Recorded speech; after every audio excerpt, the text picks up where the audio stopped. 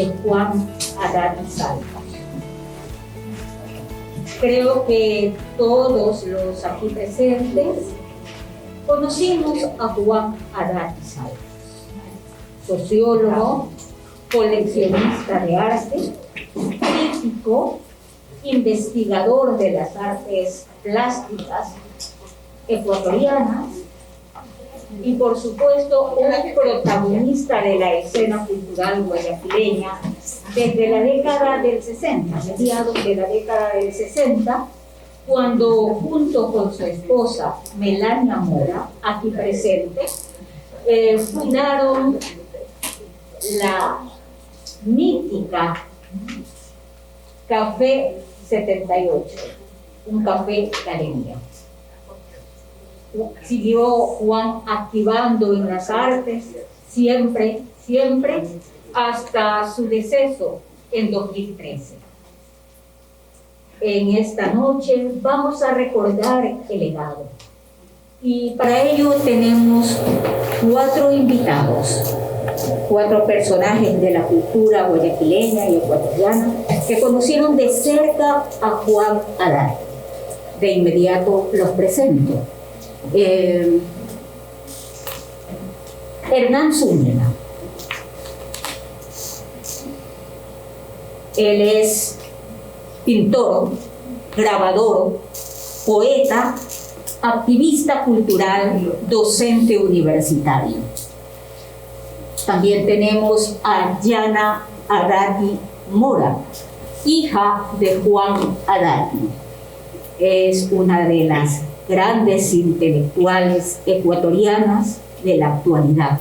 Reside en México desde hace 30 años, donde se desempeña como investigadora y docente de la UNAM. Yana es narradora, ensayista. Bienvenida, Yana. Bienvenido, Hernán. Gracias. Nuestra tercera invitada es Mariela García Caputni. Mariela es artista visual, arqueóloga, gestora cultural. A Mariela le correspondió estar en la construcción y apertura del Museo Antropológico y de Arte Contemporáneo. Luego de una fructífera actividad, Mariela se ha acogido a la jubilación, de manera que en la actualidad, desde hace 2 semanas, ¿no?, Mariela es una feliz jubilada y esta noche nos acompaña. Bienvenida, Mariela. Nuestra cuarta invitada es Lola Márquez. Lola es una periodista cultural de larga data, ha sido editora de cultura de varios medios de comunicación del país, de los más importantes medios como Vistazo, El Universo, El Telégrafo. Bienvenida, Lola. Así que este es nuestro panel para esta noche. Pero ¿por qué vamos a hablar de Juan Haddad? Y esa es la pregunta. ¿Cuál es la coyuntura? En periodismo siempre decimos, ¿y cuál es la coyuntura para hablar de un personaje? Pues que en el MAC tenemos abierta actualmente una exposición que se llama Juan Haddad, su legado. Esta exposición está compuesta por una colección que Juan Haddad donó para su ciudad natal, Bahía de Caracas.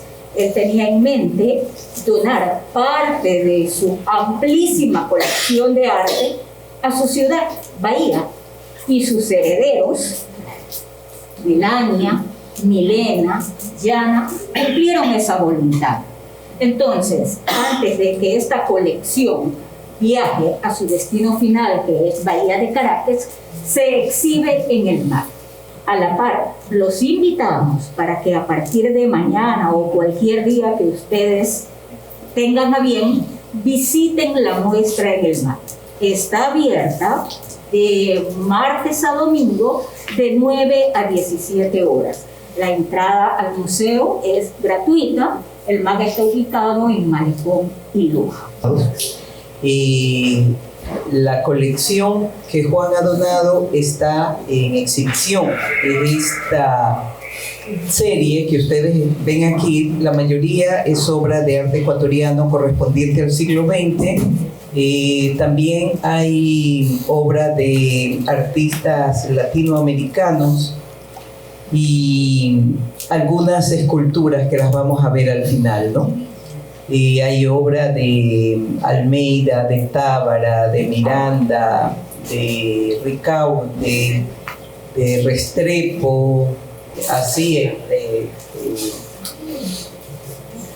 grosso modo, hemos podido ver la exposición, pero realmente se las recomiendo porque no es lo mismo ver aquí estas diapositivas que son nada más que un marco para esta conversación, no que la experiencia de verlas directamente es muy particular, es lo que nos han dicho todas las personas que han ido a ver la exposición ya, y es una exposición que ha sido ya bastante visitada, está muy bien visitada, está muy bien apreciada. Y bueno, con esto, Clara, creo que tenemos algo más antes de empezar a hablar. Sí, también la exposición tiene un video, y en el video se muestran fotografías de la época del Café Galería 78. Así que veamos ese video, que también está exhibido en el mapa. Y aquí sí quiero darle el micrófono a Melania. Bueno, buenas noches. Este material que se está exhibiendo corresponde a la memorabilia que acompaña la exhibición de obras de arte de la familia de Juan Agati, donado para el Museo de Bahía de Caracas.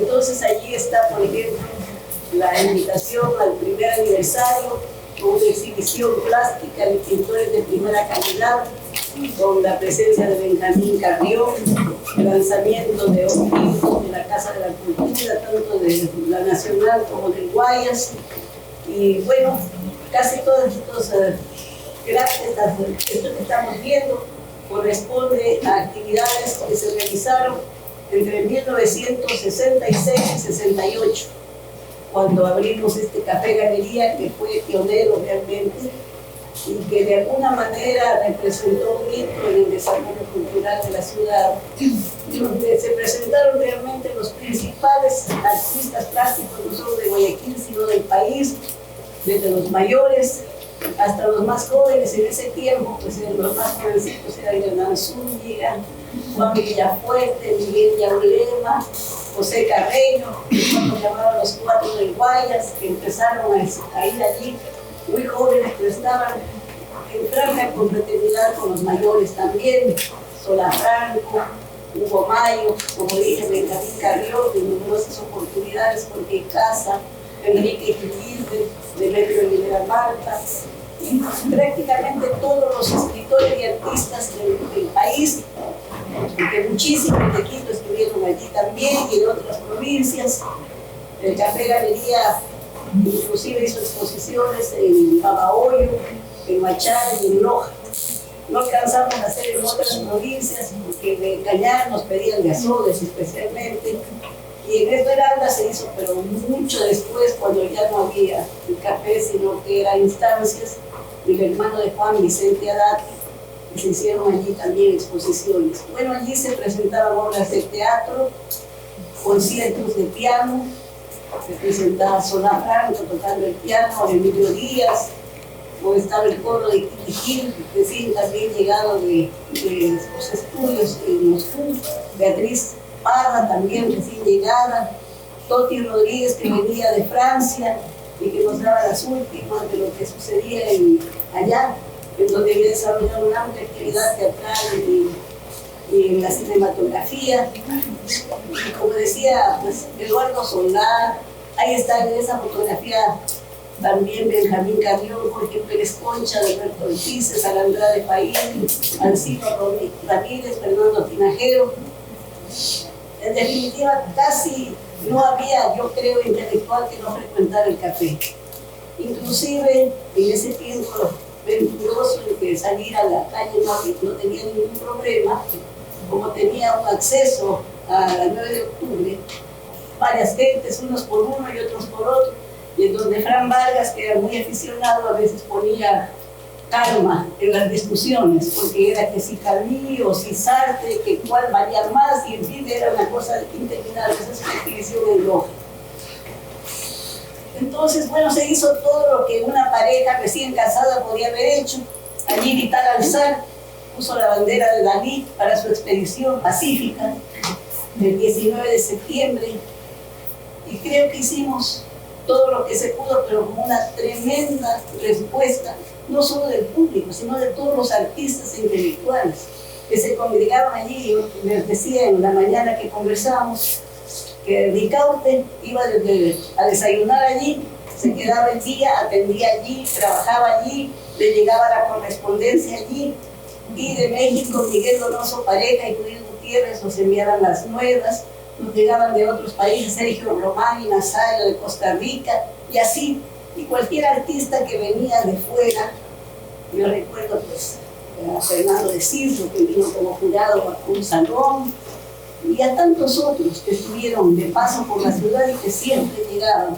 Hubo una argentina, Elena Calastremé, que llegó en uno de esos cruceros, de esos barcos, que no eran cruceros exactamente, y que luego nos hizo llegar una colección inmensa de libros de literatura argentina, porque estaba entusiasmada con lo que se hacía en el café.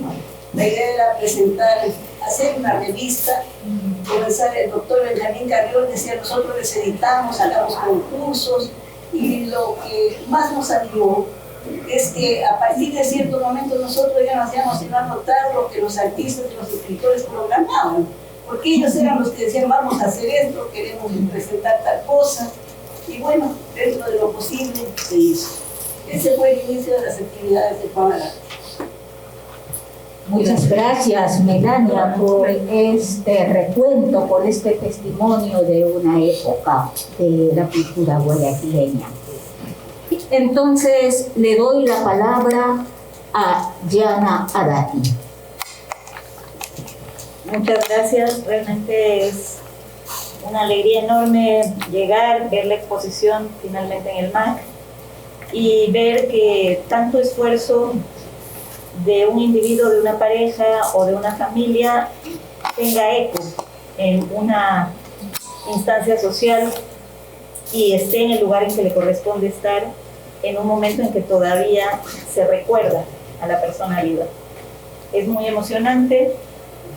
Es muy difícil hablar de un padre, es muy difícil ser justo al hablar de un padre, pero en un momento quizás desde una experiencia académica, para mí revisar el manual, digamos, que acompaña a la exhibición, estas notas con las que él estaba colaborando con el MAC para hacer un recorrido sobre lo que llamaba la Escuela de Guayaquil, me hizo pensar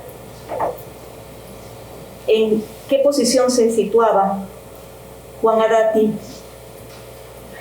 respecto a la crítica, que la crítica tenía que ver para él con un circuito, y en ese sentido trazando coordenadas, tratando de pensar no solo en él, sino en a qué obedecía la experiencia. Hay un eco en otros gestos, en la Bienal de Sao Paulo, toda la proporción guardada de lo que se podía hacer en Guayaquil, una persona en diálogo con otras, pero no con una institución atrás. Un poco como ha sido siempre la actividad en Guayaquil, más porque la gente tiene ganas a veces y se agrupa y inicia eso que contaba mi mamá, y por esa sincronización entre voluntades y apoyos que se van sumando. Entonces pensaban en una persona, un peruano, que estuvo 20 años mayor que mi papá, nacido en 1914, Juan Hacha, que hace un derrotero muy parecido. Me tocó por otros motivos revisar los materiales de crítica, el archivo de Hacha, y hace algo muy semejante. Es decir, en un momento en que lo que impera es una crítica basada en criterios psicológicos y entrevistas, o en criterios históricos con un modelo de materialismo dialéctico, hace algo en el medio, que tiene que ver con una formación sociológica, pero también con la idea de que la cultura es un circuito que incluye incluso el consumo, la venta, la distribución, el sostenerse institucionalmente. Es decir, un crítico que no cree que es la publicación, no es un crítico purista, que no es la publicación y el diálogo académico, sino la generación de un público. La generación de una educación masiva que haga acceder a otros a la idea de la necesidad del arte y el derecho al arte. Eso es lo que hace Acha. Acha dirige el Museo de Arte Moderno de México, se asienta en el concepto de la Escuela Mexicana de Pintura, sostiene la importancia de ver las directrices históricas y artísticas en consonancia con el mundo, pero no dependiendo del mundo. Es decir, no invitar a fundar una moda porque en el mundo se está diciendo que esa es la imperante, y a hacer categorías, es decir, desde el recorrido epistemológico, acompañar e invitar a los artistas a explorar algo que está más allá de ellos. La posibilidad de hacer con su propia herencia, con sus propias capacidades, algo que los trascienda.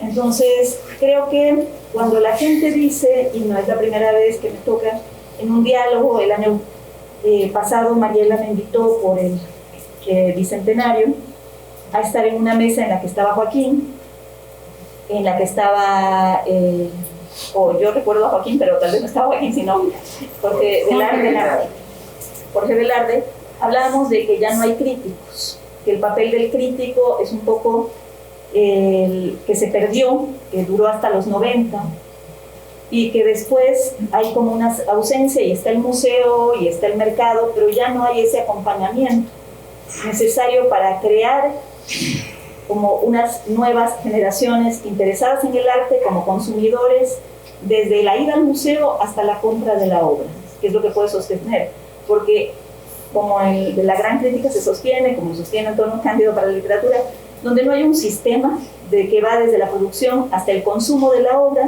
no se puede sostener una institución de cultura y de arte.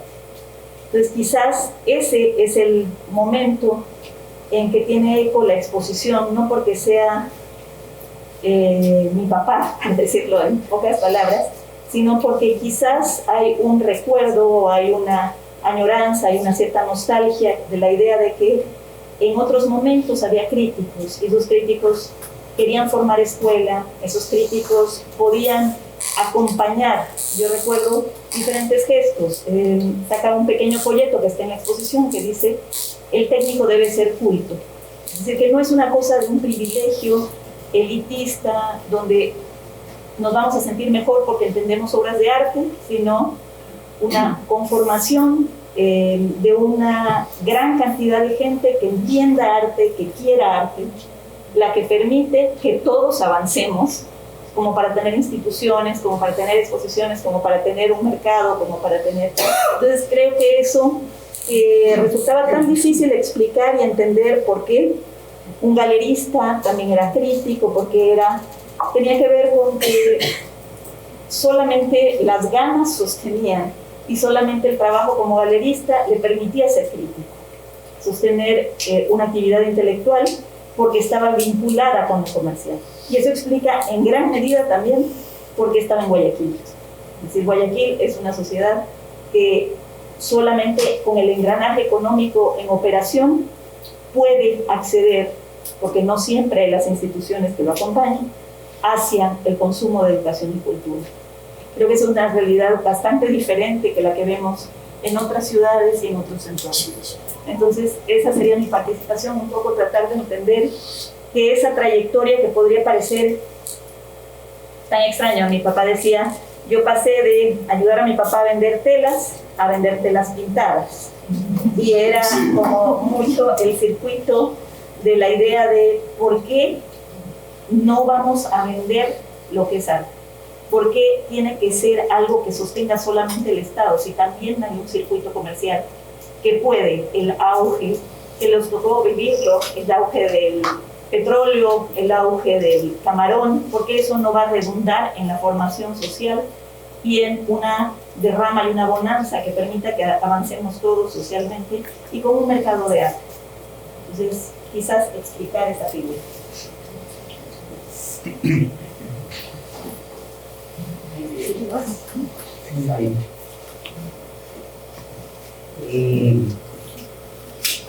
María, no sé si cederle la palabra a Hernán o a Mariela, pero me gustaría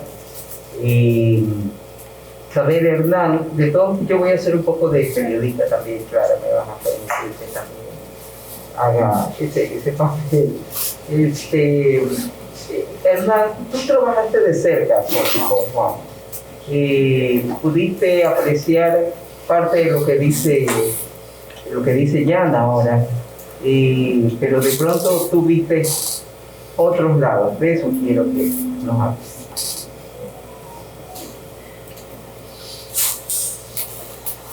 Buenas noches. Creo que es de nobleza agradecer, así que voy a agradecer con mucho entusiasmo la invitación que me han hecho para esta velada y a la vez darle la bienvenida con todo mi afecto a Yana para este acto tan significativo de verdad para la cultura de Guayaquil en estos días profanada por la violencia. Cuando digo profanada por la violencia, si estuviera aquí Juan presente me hubiera dicho éxito, que era su forma de saludar.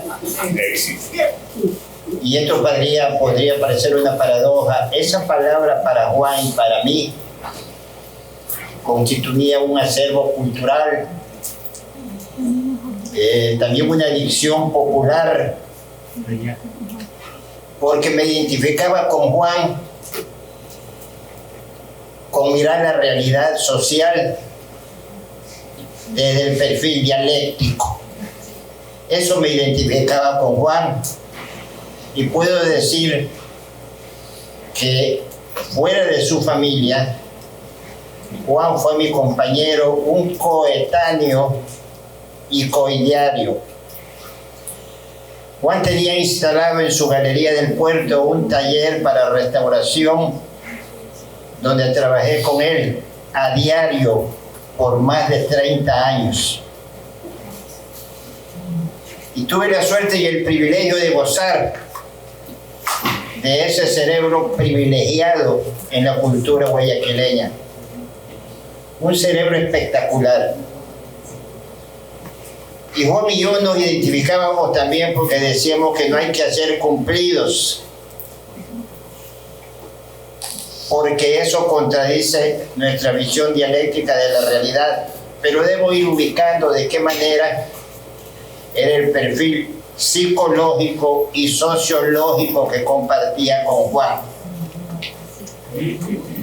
De tal manera que yo puedo definir a Juan como un sociólogo en primer lugar, un militante, activista, gestor cultural y crítico de arte en un momento necesario y emergente, por lo menos para las artes plásticas de Guayaquil. Juan escribía en los diarios, especialmente en Diario El Telégrafo, escribía crítica de arte y escribía catálogos, y hacía gestión cultural. En aquellos tiempos en que los críticos de arte tenían una dimensión que yo puedo poner como ejemplo y perfil a Hernán Rodríguez Castelo, Ángel Rama, Marta Traba, de ese calibre. Porque mis amigos, en este tiempo estamos invadidos por una plaga insoportable que son los curadores. Entonces quiero ubicar a Juan en una militancia intelectual y que tan bien le hizo a la plástica de Guayaquil. En aquel tiempo yo era director de la Pinacoteca de la Casa de la Cultura por más de 20 años y escribía catálogos de las exhibiciones y nunca me llamé curador. Y compartíamos las ideas con Juan en la escritura. Y dije que teníamos una relación diaria de compartir, de discutir, de disentir también y hacer acuerdos intelectuales. Esta cotidianidad nos llevó a darnos cuenta, con una visión crítica, que había un fenómeno en la pintura de Guayaquil. Y este fenómeno era la persistencia de una imagen que se mantenía en un nivel transgeneracional. Me refiero a un fenómeno histórico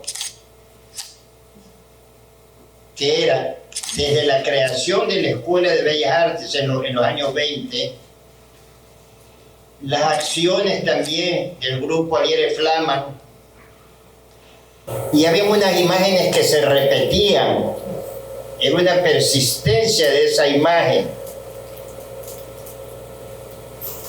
Y estas imágenes en persistencia tenían una dinámica que podría decir, en términos ya más específicos, una iconocidad reconocible a través del expresionismo. De un expresionismo que se había iniciado nada menos con la llegada de Hans Michelson y Elsie Michelson, que pertenecían a una generación de la diáspora que huía del nazismo y llegaron a Guayaquil. Y ellos traían ya una iconografía de ese maravilloso expresionismo alemán, que también está ubicado en la historia del arte, cuando se recuerda al grupo de Bloerreiter, del Jinete Azul, quienes militaban en ese recinto del puente. Pues Hans Michelson trajo esa impronta, y de pronto Hans Michelson se vio caminando por el malecón de Guayaquil y vio los estibadores, vio los carpinteros de Rivera, también vio a las prostitutas del muelle, y toda esa generación que constituía cierto folclorismo portuario. Entonces Hans Michelson empezó a tomar apuntes con su impronta del expresionismo alemán, pero ahora estaba sumando un elemento de lo que después se llamó el realismo mágico. Entonces, esta es la expresión iniciática de un expresionismo en Guayaquil que se va manteniendo nada menos de manera transversal a través de 3 generaciones puntuales. Esa visión de esta producción de la plástica guayaquileña es lo que nos identificaba con Juan en un sentido de investigación metodológica y que necesitaba un registro de historiografía. Cuando yo vi la exhibición de su colección en el MAC, realmente tuve una conmoción visual, porque en esta colección está justificada la pasión de Juan como coleccionista, como crítico de arte, como marchante, en una actitud casi quijotesca en este puerto de piratas por crear un mercado de arte. Y todas esas actitudes es lo que a Juan lo hace único. Entonces toda esta actividad con Juan, yo la compartí, ya lo dije, a diario por más de 3 décadas, a diario, porque mientras yo restauraba obras, cientos de obras de colecciones privadas, colecciones de museos, de amistades, lo tenía Juan ahí sentado conmigo. Y Juan gozando de lo que yo hacía y yo también gozando con Juan de lo que él decía, y me daba pie para el parlamento y para gozarla. Y esos goces eran intelectuales a diario, cual si participáramos un maravilloso almuerzo con datos específicos exclusivamente, la mayoría de las veces, sobre el arte de Guayaquil. Escuché a Yana y por eso ratifico que la actitud de Juan de alguna manera era una actitud heroica, porque nos habíamos expuesto a una investigación en el puerto de Guayaquil, donde las cosas se daban de manera folclórica e improvisada, sin metodologías específicas, sin un sentido epistemológico que lo justificara. Pero eso es lo que había que hacer,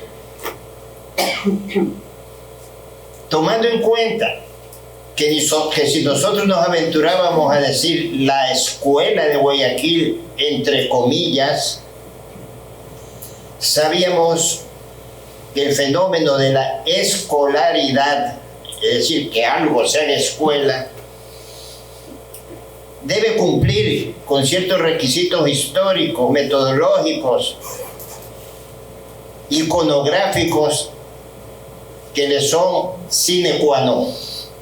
Por ejemplo, si consideramos dentro del barroco latinoamericano, por ejemplo, el barroco cusqueño de escuela cusqueña, el barroco quiteño de escuela quiteña, el barroco argentino de la escuela de Santa Fe, el barroco de Colombia de la escuela de Popayán, y vaya, cómo no, el barroco mexicano en esa maravillosa dimensión del churrigueresco.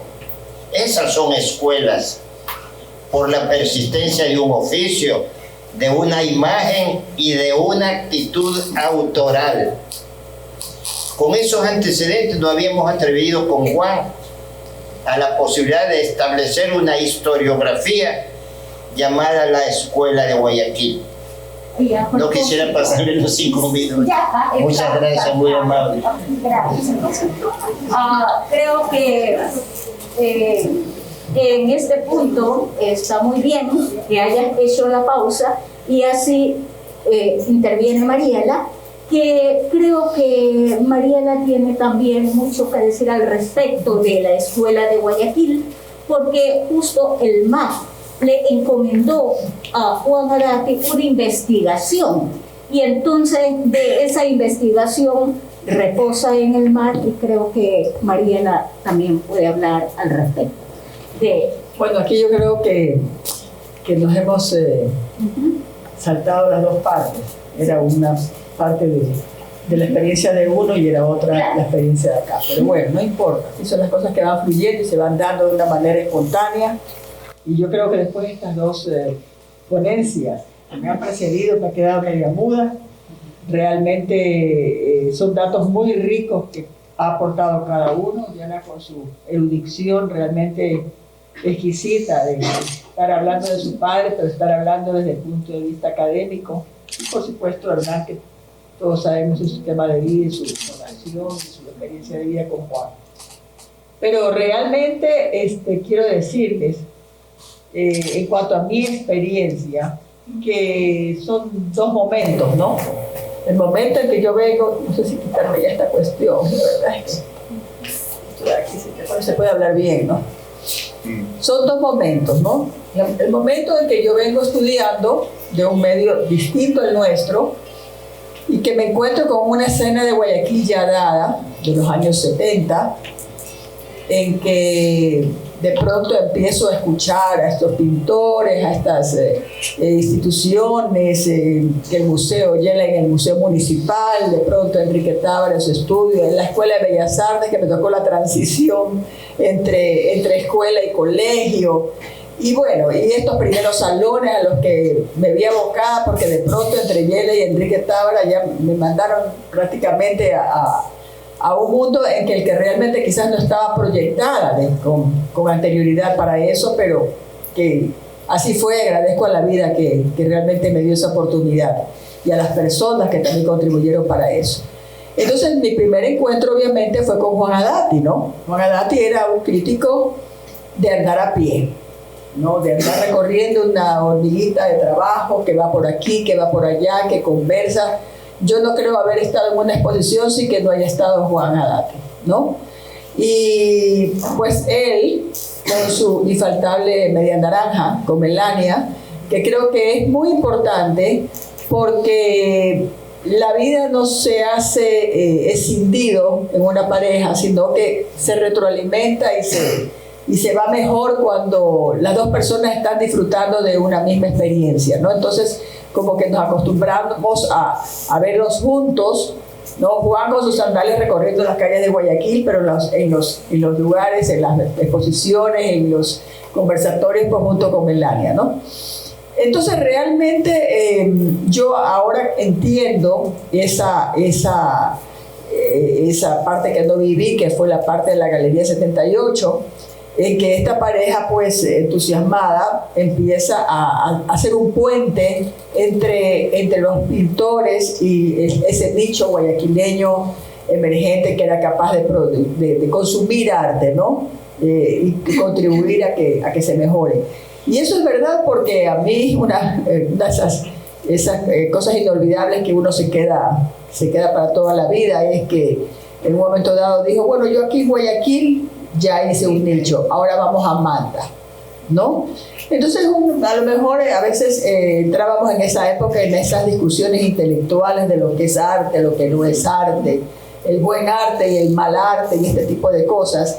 Y realmente lo más importante de su legado es su sencillez. No pretender vuelos académicos, sino que ser muy conocedor, pero muy humilde, y eso puede a veces confundir a las personas. Entonces él, pues, en este puente de gestión cultural, como ha dicho perfectamente Yana, no solamente es hacerlo, sino consumirlo y formar un público. Ese es el problema que tenemos los museos, formar un público, ¿no? Y solamente formando un público tenemos una sociedad pensante.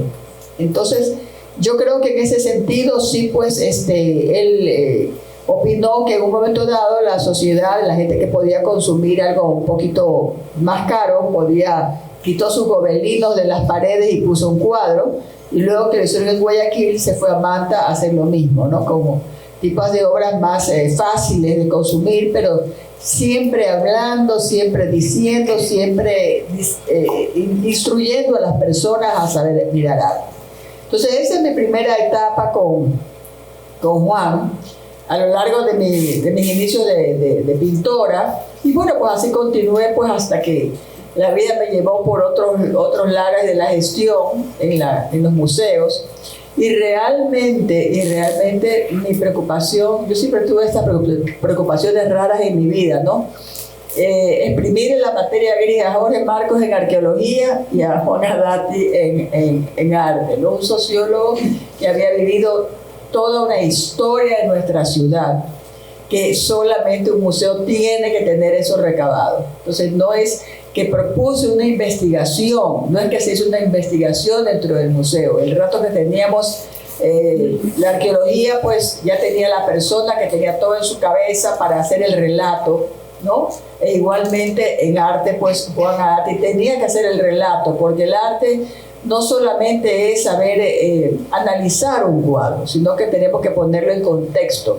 El arte tiene que decirse algo de la sociedad de su época, y a través solamente del arte nosotros podemos ver qué pasaba en Guayaquil, y qué mejor que un sociólogo que sabía de arte, ¿no? Y que además había vivido la gestión cultural, que había contribuido a su desarrollo. Entonces eso era lo perfecto, y ahí empezamos a trabajar un poquito más de cerca en los conceptos, en que no simplemente sea un crítico que viene a decir cosas importantes en arte, que nos viene a formar, sino que desde adentro de la ciudad nosotros visibilizamos lo que somos, y lo visibilizamos a través de una historia chiquita, un ayer nomás, pero que nos haga comprender por qué somos como somos, por qué nuestras instituciones a veces salen y después caen y después viene otra, y por qué somos así. Eso es muy importante, Y esta cosa pues de puerto, de las nuevas corrientes que vienen, que no solamente viene pues el expresionismo, tenemos después pues todo lo del modernismo, tenemos todo lo conceptual, ¿no? Todo el estructuralismo de Araceli, de Molinari.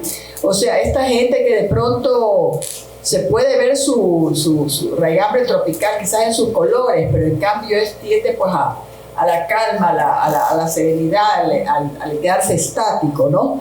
Entonces yo creo que en ese sentido fue un gran logro poder tener este escrito de Juan, que es el marco teórico necesario para que en algún momento, ojalá que lo veamos pronto, ojalá que tengamos que tener una exposición permanente de los cuadros de la colección, que en un momento se dudaron si esa colección valía algo o no valía mucho, y la verdad es que después de todos estos años de estar expurgando la colección, criticando, catalogándola, inventariando y todo, después de ese tiempo yo estoy cada día más convencida que es una gran colección, que hicieron una gran obra a aquellas personas que de una manera desinteresada se fueron llamados como un comité de adquisiciones. Creo que lo hicieron con mucha responsabilidad, y pues es una colección que habla de esta ciudad, no necesariamente porque estemos como pintores guayaquileños, sino porque estamos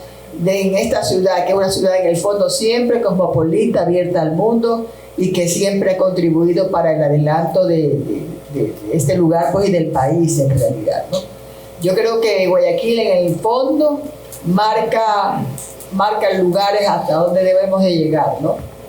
En lo largo de estos pocos años he podido ver eso, que de pronto ponemos la vara alta aquí, entonces la gente va para allá porque Guayaquil, y luego ponemos acá. Entonces yo creo que eso es importante, no lo digo con orgullo, bueno, sí, pues con satisfacción, ¿no? Pero realmente no es atorrancia, realmente es algo importante que debe darse, porque los ejemplos siempre deben de ser visibilizados y siempre deben de vivirse algo más allá para nosotros poder seguir, ¿no? Entonces yo creo que eso quizás es en mis dos instancias con Juan Haddad. Y la tercera instancia es este amor por su terruño. Una vez que fuimos al Museo Bahía de Caracas, en que íbamos mucho con él, con Melania alguna vez también, para conferencias, y como que lo acercó también más a esta ciudad que era su ciudad de origen, y en la cual la gente respiraba, o sea, el museo pasó a ser el centro de la vida de Bahía de Caracas, caraquenses. Realmente impresionante cómo estos museos, estos lugares culturales mejoran la calidad de vida de las personas de ahí, la mejoran en muchos sentidos, y eso pues es un ejemplo vivo, el Museo de Bahía de Caracas. Él siempre entonces quiso donar esto, y me encanta que luego de su partida, su esposa y sus dos hijas hayan querido satisfacer ese deseo del padre, y después compromiso del gobierno del Ecuador de turno, del que le toque realmente honrar a esa ciudad con la sala Juan Haddad, porque no solamente es tener cuadros. Bahía de Caracas, de manera curiosa, tiene su propia colección, tanto pictórica como arqueológica, el único museo de Manaví que tiene su colección. Sin embargo, tiene esta colección Juan Haddad, que no debe ser desmembrada, que debe ser conservada, porque es un criterio de tener cuadros. El momento en que no solamente tú ves el criterio de una ciudad, el pulso de una ciudad, sino ves el criterio de la persona, ¿por qué tiene ese cuadro y no otro? ¿No? Entonces yo creo que es una cosa muy importante cuando se tienen colecciones, no un cuadro, porque de esa manera podemos estudiar también por qué el coleccionismo le da prioridad, y no este coleccionismo puro, sino este desarrollo de la actividad de la gestión, como tú bien dijiste, desde la factura del cuadro hasta su mercado, su investigación y su consumo. Realmente eso de ahí hoy día nos sirve de ejemplo, porque en este momento nos encontramos con los artistas en el duro momento en que realmente nadie ve la cultura. Hoy día algo viene el noticiero, hablando de, nombraron que era importante, pues esto de aquí, de lo que el país necesita, y dijeron que se debería de juntar economía, deporte, educación, bla, bla y bla para la reactivación, y por supuesto cultura permaneció invisible. Entonces es impresionante cómo realmente las personas necesitan reaprender. Tenemos que volverlo a decir, ¿no? ¿Para qué sirve la cultura? Pero con ejemplos precisos, no de libros, ¿no? Porque a veces los libros que la gente cree que lo ven tan lejano. No, ejemplos precisos. Este caso de Juan, la reactivación de Bahía de Caracas después del terremoto que tuvo aquella vez con el museo. Y entonces estas cosas yo veo que realmente deberían de servirnos de ejemplo para poder enrumbar que realmente el mercado no es malo, ¿no? Que justamente el mercado es una forma en que las personas que se dedican a eso sobreviven, y que encima están dando de sí no solamente un bien material, sino que están dando otro tipo de intereses en la vida de la comunidad. Y creo que eso es muy importante y que debería de ser un poquito más tomado en cuenta. Gracias. Lola. Bueno, aquí estamos hablando de Juan desde distintos ángulos, ¿no? Yo tengo también un ángulo. En el año 88, después de varios años de estar cerrado Diario El Telégrafo, fue adquirido por el señor José Antón, y el diario volvió a circular en ese año 87 era nuevamente. Y uno de los logros, creo, de esa época, a nivel de diarismo, de periodismo, fue poder tener una página cultural diaria. En este planeamiento que hubo de la estructura del periódico, se incluyó, como ya no existe en realidad, porque en realidad ya no existen páginas culturales diarias que realmente dediquen el espacio a la cultura. Nosotros lo hicimos y necesitábamos material base, material de calidad.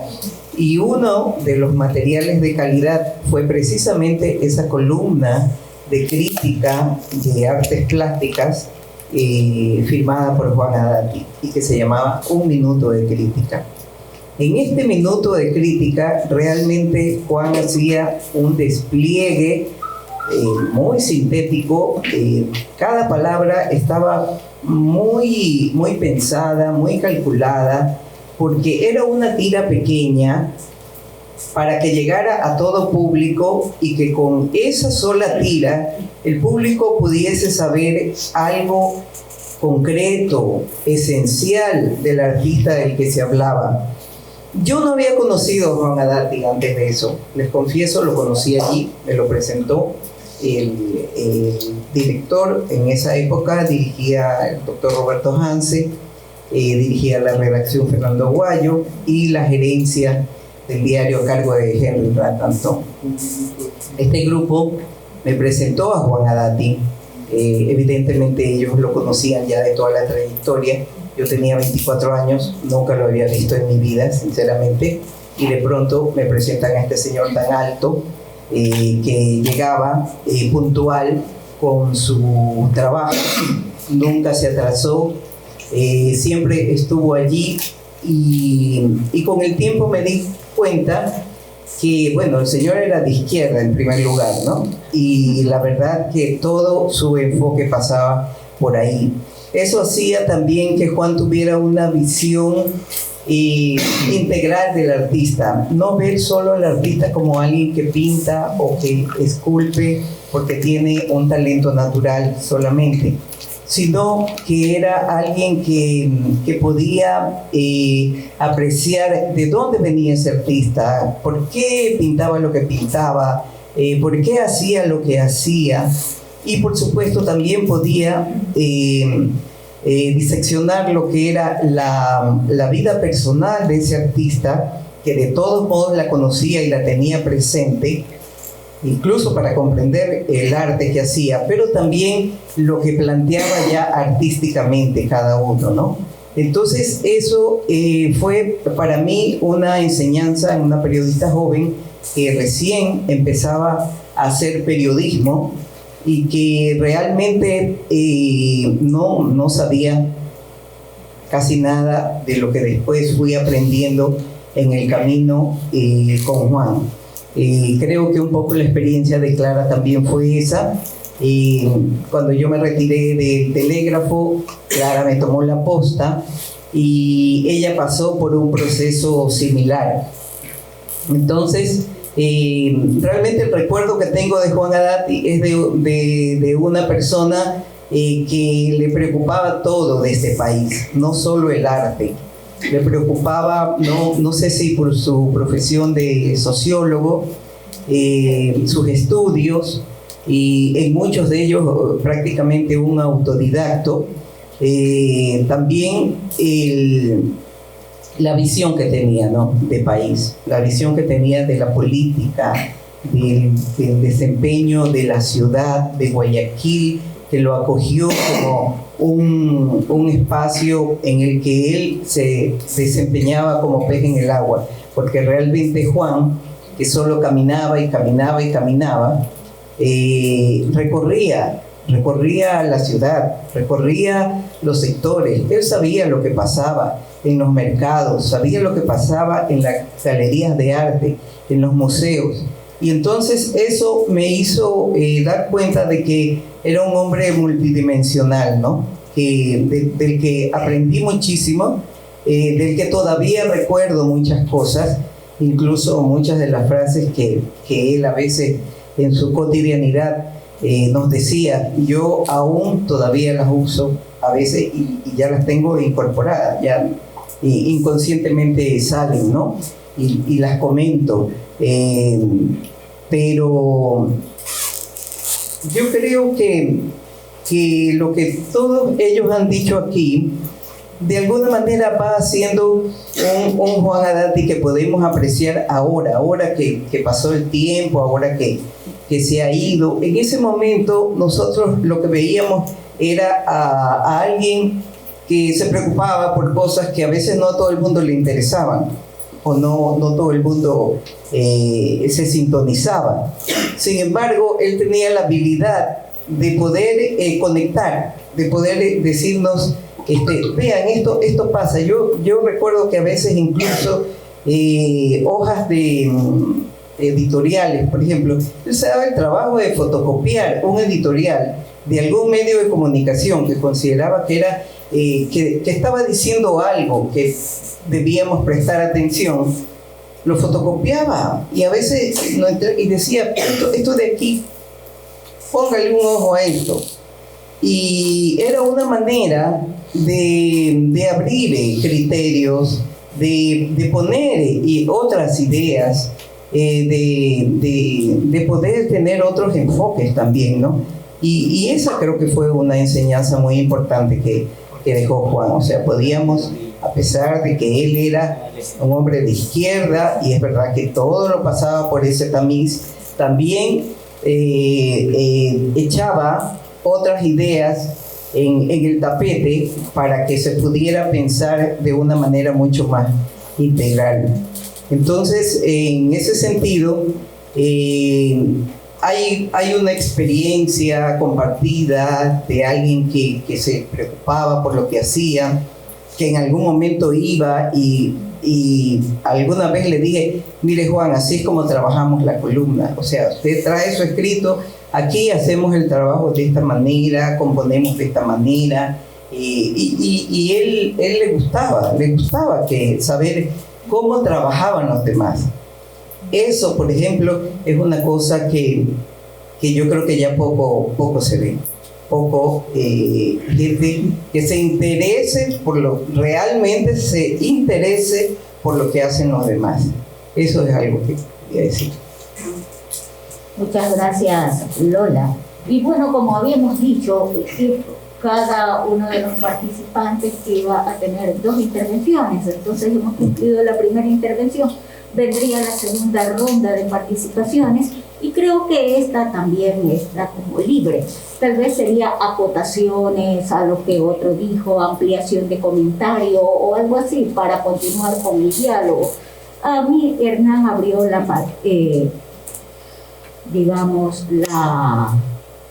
habló de la escuela de Guayaquil y sí me gustaría que también se tocara eso de la escuela de Guayaquil en estas segundas participaciones. ¿Qué consideran ustedes en la escuela de Guayaquil? A ver, me voy a tomar la palabra porque Lolita dijo algo de que a pesar de Juan ser un hombre de izquierda, y yo creo que no es a pesar de, sino que porque era un hombre de izquierda, tenía la metodología que de la parte de la dialéctica. Entonces la arqueología también es con el método dialéctico y pues así tiene que ser y por eso también hay otra cosa, ¿no? Que a veces se dice, como dijo Hernán, de los famosos curadores, ¿no? En un momento dado yo también pensé así, pero pienso que las cosas van adquiriendo nuevos nombres, nuevas especialidades, nuevas necesidades sociales, y de pronto se ha visto la necesidad no que haya un crítico y diga, me gusta tu obra, sino que entro contigo a construir una obra, un poco así. Guste o no nos guste, yo trato de entender qué es lo que está pasando, ¿no? Y creo que en ese sentido, pues, deben seguir existiendo los críticos, alguien independiente que pueda decir esto no me gusta y por esto o por el otro, un historiador de arte, por ejemplo, y también pues tiene que haber los curadores. Asimismo, el método dialéctico es muy importante para el materialismo histórico, es muy importante para saber por qué se dan los corsi y ricorsi en la historia, ¿no? Los motivos sociales que impulsan a una generación a ir hacia más allá. En ese sentido, solamente quería aclarar, pero ya que estoy hablando de la escuela de Guayaquil, yo pienso que desde el punto de vista institucional, una colección que es de una institución que a la final resultó ser pues la que dio un resultado cultural bastante acorde a lo que nosotros somos o podemos aspirar, que dio esa colección muy importante en arte y en arqueología y que dio estos contenedores como donde estamos aquí, que bueno, fue refaccionado, pero tenemos el MAC, que fue un proyecto hecho de cabo a rabo, igual que el Parque Histórico Guayaquil, igual que los museos de otros lados. Entonces realmente yo pienso que nosotros ahora nuestra responsabilidad es responder a poner en un contexto actual estas colecciones, no simplemente decir, bueno, aquí hay este cuadro, hasta aquí lecturas, investigadores, todo eso está muy bien, pero nosotros si queremos realmente que el arte nuestro trascienda, el arte hecho en nuestra ciudad o de las personas que pasaron por aquí, trasciende de una manera internacional, yo creo que tiene que haber esos cuadros típicos, no típicos, esa no es la palabra, unos cuadros que marcan un hito de los pintores, de usted, el Hiroshima de Viteri, o el Tiahuanaco de Enrique Tábara, o la selva, o sea, que la gente sepa que aquí viene a ver la selva de Tábara, ¿no? Entonces eso es lo que pasa, pero bueno, esto estuvo pensado así, o sea, primero era cómo íbamos a entrar a ver el arte ecuatoriano a través de umbrales, luego cómo lo íbamos a analizar a través de claves del arte, formar un poco de públicos en muchos aspectos, y de ahí venía esta parte de acá, de la escuela ya posicionar, las colecciones ya una vez totalmente peinada, poder decir este cuadro. Entonces esta cosa de la escuela de Guayaquil era muy interesante, porque no solamente es, algo se hizo en el MAC, cuando... ¿Cómo que se llamaba la exposición que puso Matilde Ampuero, que puso Elsa Bucarán también con las cosas, con los contaminados, ¿no? O sea, eso, por ejemplo, fue un abreboca de lo que se debería de hacer, ¿no? O sea, una exposición que meta en un contexto social la producción del momento. Entonces, ¿qué somos nosotros? Nosotros, claro, puerto, ¿no?, con una gran cantidad de expresiones artísticas diversas. Y creo que nosotros debemos de visibilizar realmente esta diversidad hasta para aceptarnos, ¿no? Porque todos queremos tener la razón y nuestras individualidades pesan demasiado. Somos muy diversos, muy individualistas, pero eso no necesariamente es malo. Eso también puede ser catapultado a cosas buenas, a cosas que den un mayor aporte social. Y, por ejemplo, me acuerdo cuando recién fue mi contacto con Tábara, de una época en que todo era el indigenismo, donde yo me preguntaba de dónde soy yo, porque en Estados Unidos me decían que no era de allá y acá me dicen que yo no soy de acá tampoco, porque no. Entonces de pronto el encuentro con Tábara fue maravilloso porque él partía desde la composición, o sea, más que cualquier estilo que se pueda decantar, que todos los artistas tienen a veces muchos pasos en su producción plástica. Era este tratamiento de la superficie pictórica en que hay que componer, que no se caiga la obra, que no se quede chueca, ¿no? Entonces, y después pues, toda esta cocina de la pintura. Entonces, yo creo que eso de ahí es lo que yo más resaltaría de la Escuela de Guayaquil, una cantidad de personas en que pintan de formas totalmente diferentes. Todos traen un bagaje también distinto por ser este puerto que acoge mucha migración, y realmente de ahí empezar a construir, ¿no?, toda esta riqueza, porque el rato nosotros tengamos esto visto, la cantidad no es la misma cosa homogénea que ir a un lugar y decir, bueno, suponte, la escuela quiteña, ¿no? Venimos acá al museo, qué lindo el cuadro 1, cuadro 2, cuadro 3, o sea, es un arte homogéneo, ¿no? Es un arte con un patrón de lo que debes de pintar.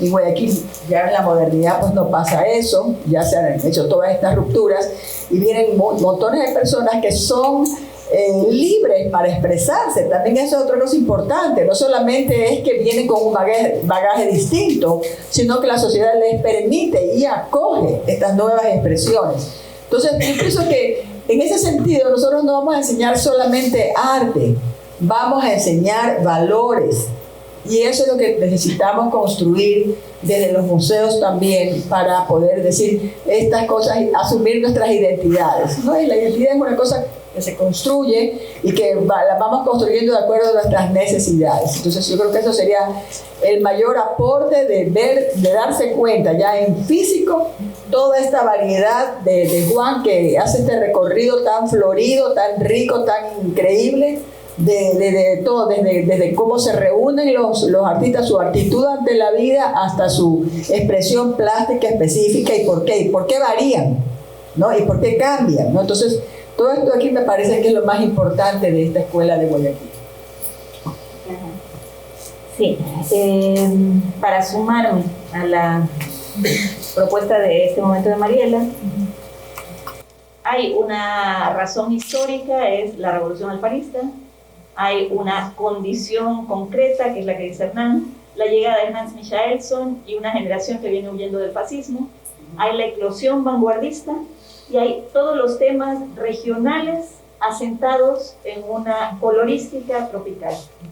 Entonces, en ese momento cada quien empieza a hacer lo que quiere, porque no es la noción de academia, como dice Mariela, que además son los cismas que se dan en México después de la revolución, en Perú contra el indigenismo, porque la gente quiere hacer otra cosa que le represente la diversidad del lugar donde están. Más el dinero de los hijos de los gran cacao que se han formado fuera y que traen directamente la experiencia, lo mismo Rendón,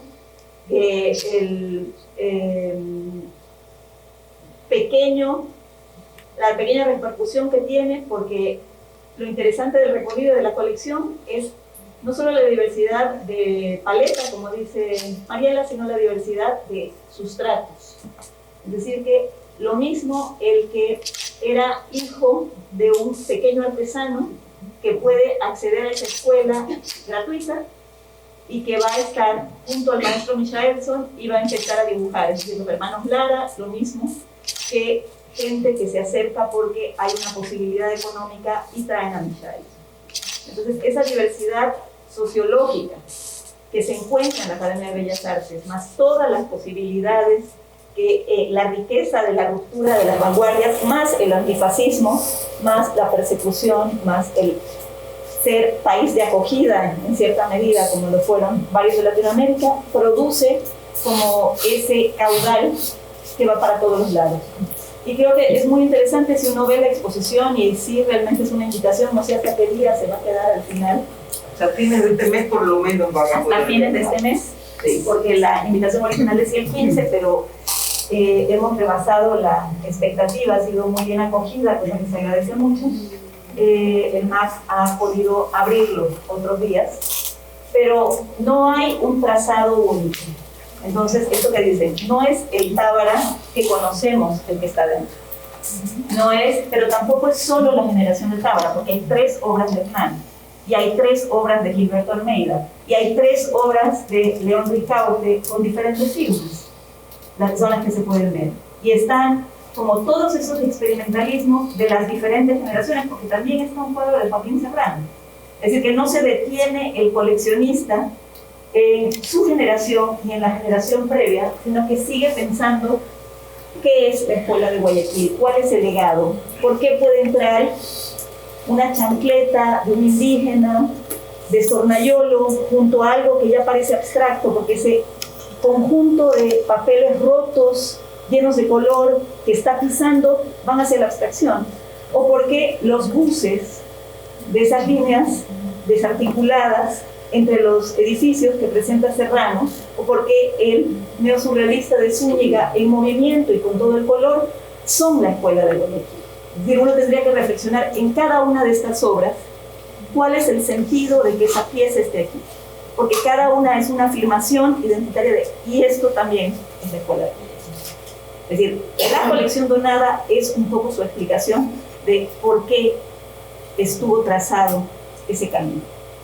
Entonces, es muy interesante pensarlo, o sea, a mí me ha hecho mucho sentido pensarlo en la producción del texto, en la escritura de los artículos, en el coleccionismo, en la presencia en los jurados, en la exhibición final de esta obra, ¿no? Es decir, es toda la dimensión que podía alcanzar a tener y que esta sea didáctica, que haya una de las mayores alegrías que podríamos haberle dado a mi papá, sería que sepa que hay profesores de la Universidad de las Artes yendo con sus estudiantes a tomar la clase en medio de la exhibición. Es decir, hacer una clase viva que dialogue con el museo. Entonces, esa es una invitación, aprovechen que está la obra, muchos de ustedes son maestros, para que vean con sus alumnos, no tengan que decirles Guayaquil es todas estas posibilidades en el arte, sino que lo vean de una pared a otra. A veces no se sabe de qué generación es un autor. Son 3 maternidades de 3 generaciones diferentes y parece que dialogan. Pero también hay retratística, y también hay abstracción, y también hay geometría, y también hay escultura. Entonces creo que esa no siempre se encuentra en una sola sala dialogando. Es muy interesante, muy didáctico, muy hermoso.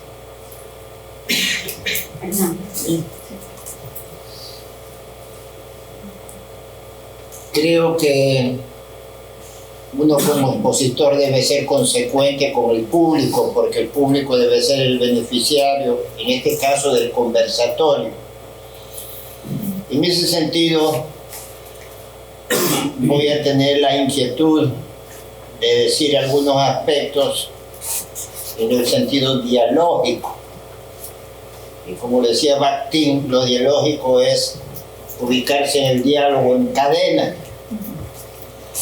Entonces puedo empezar diciendo que Juan Elati era un intelectual en el perfil que lo plantea Gramsci, un intelectual orgánico, pero no era un intelectual orgánico de una élite, era un intelectual orgánico popular, porque yo con Juan solíamos, después de trabajar, íbamos al mercado a comprar, porque nos encantan los mercados de cualquier ciudad y los mercados de pulgas.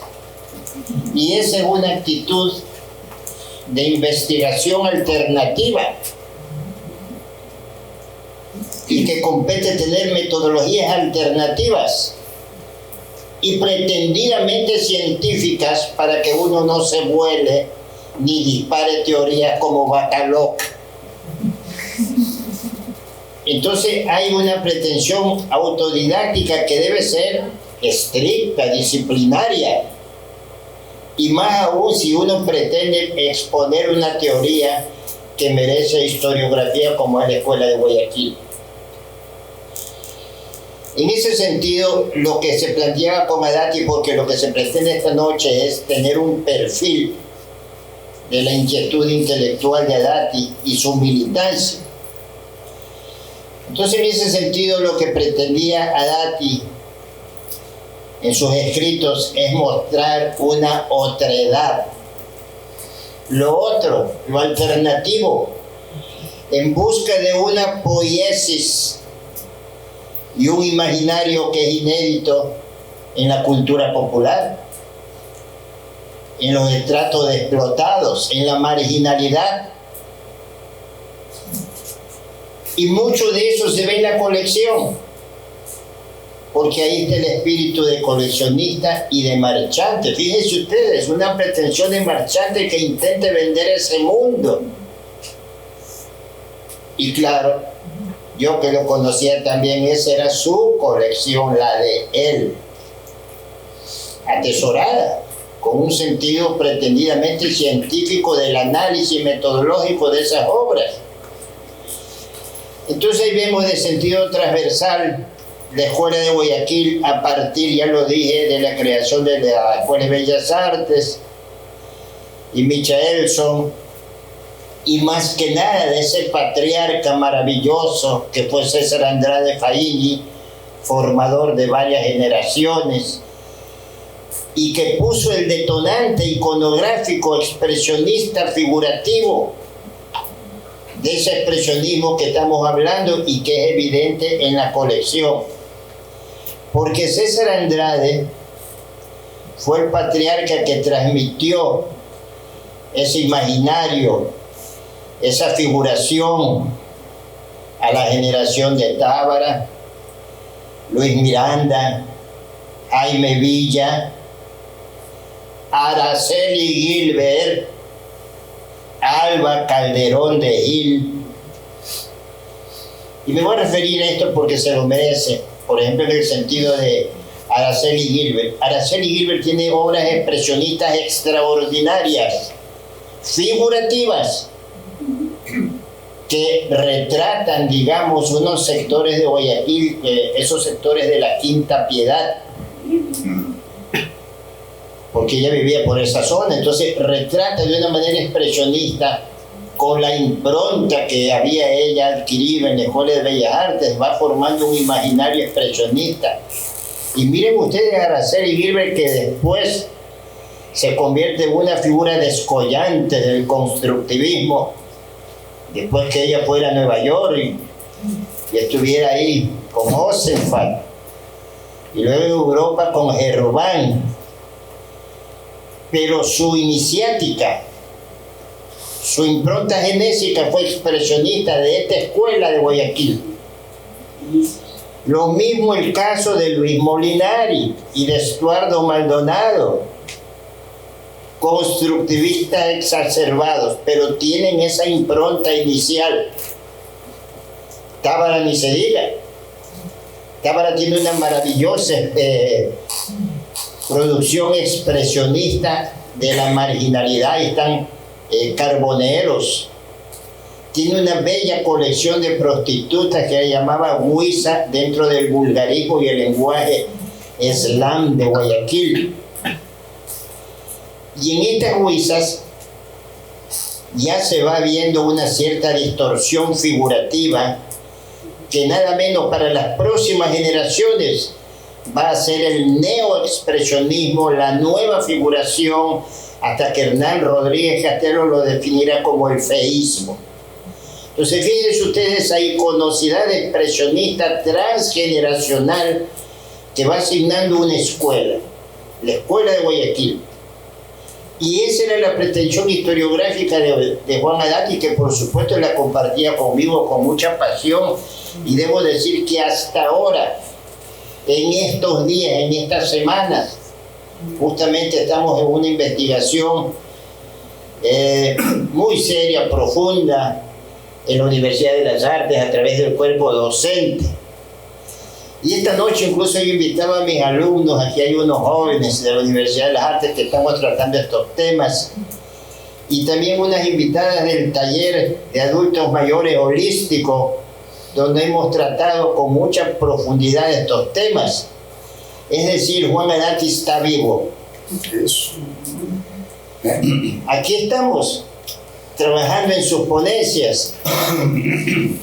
Entonces decía que esa transmisión iconográfica del expresionismo, ya en la segunda generación, que sería Tábara, Miranda, Villa, luego se continúa en la generación de los muchachos, de aquellos que fuimos los más jovencitos, la generación de los 60 y los 70,